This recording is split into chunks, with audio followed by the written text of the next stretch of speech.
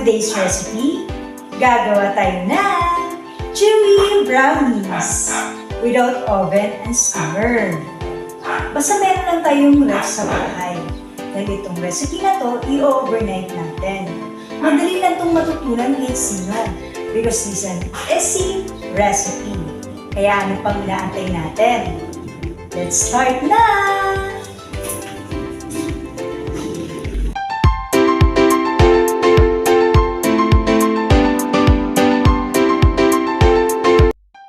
Ang unang-una natin gagawin ay mag-boost muna ng 1 cup of evaporated milk or fresh milk sa non-sticky pan. Huwag natin i-boost lahat, tabi muna natin natira. Then, white sugar. Isunod naman natin ang ating unsalted butter. Kung walang unsalted butter, margarine. Since wala naman ako unsalted butter, margarine na ang gamit ko.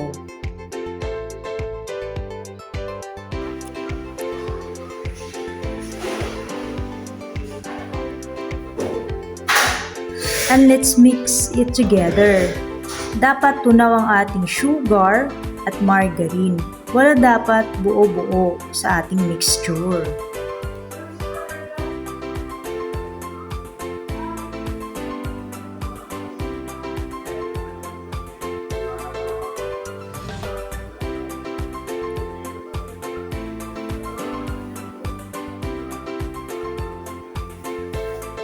Ayan, malapit nang matunaw lahat.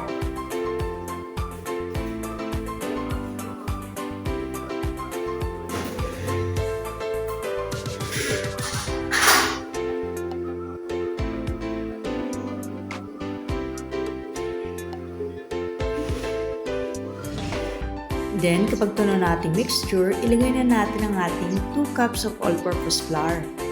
Dapat, dahan-dahan lang sa paglagay.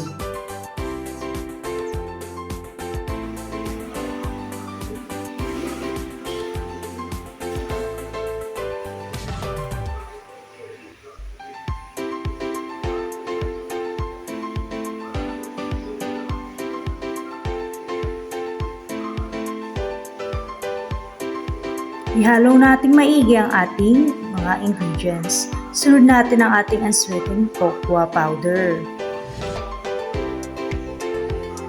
Be sure lang na halong-halo ang mga ingredients natin. Lagyan uli natin ng evaporated milk or fresh milk.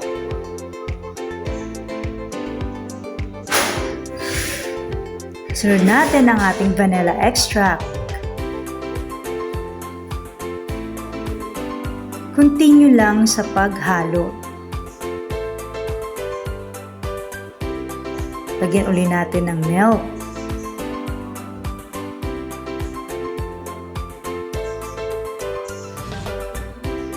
A pinch of salt.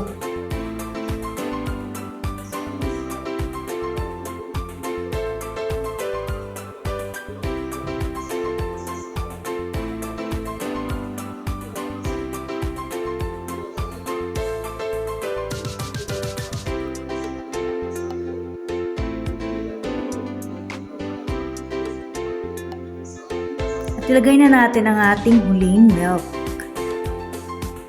Buhos na natin lahat. Ilagay na natin ang ating coffee powder.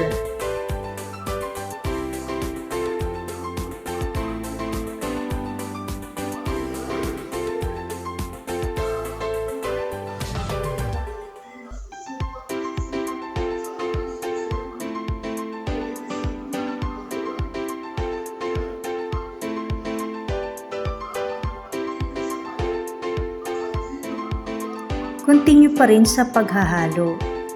Kapag ganito na ating brownies, ayan, di na dumidikit sa pan,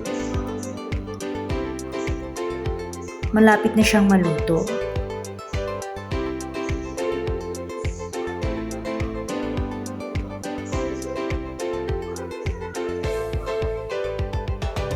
By the way, ang recipe ng ating brownies ay makikita dyan sa ating description box.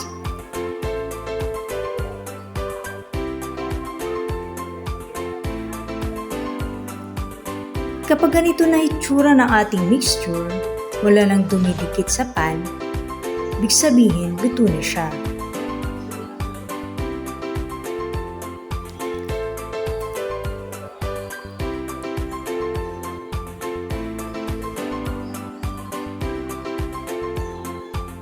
Ayan, luto na.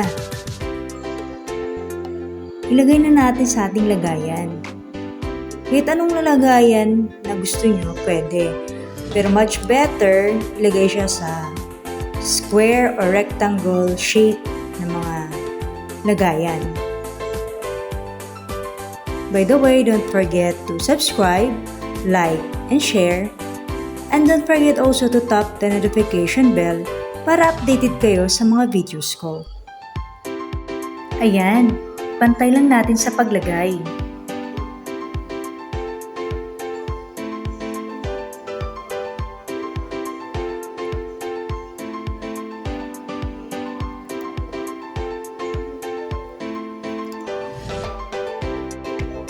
Since hindi kaya ng spatula o wooden ladle ko yung brownies sa pagpantay, dahil madiit na siya, ginamitan ko na siya ng kamay.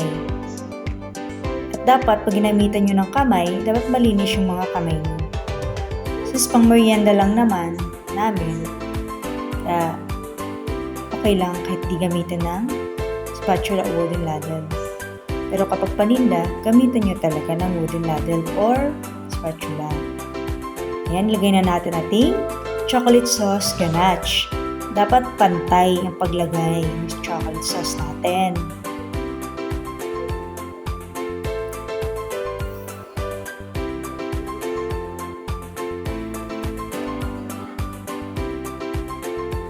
Ayan, tapos na. Kung meron man kayong peanuts, pwede yung lagyan sa ibabaw.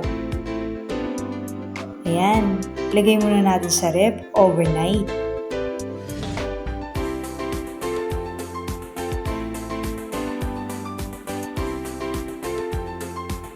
After natin nilagay sa ref overnight, ayan, slice na natin. Dapat pantay din sa pag-slice. Gumawa tayo ng plate at ilagay na natin yung slice natin na brownies.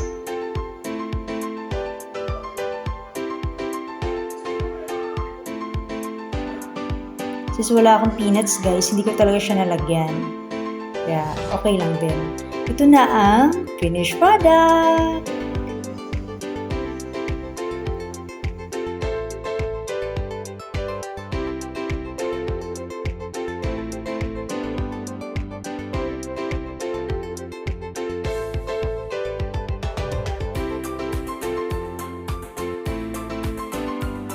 By the way, if you like this video, make sure to subscribe for more!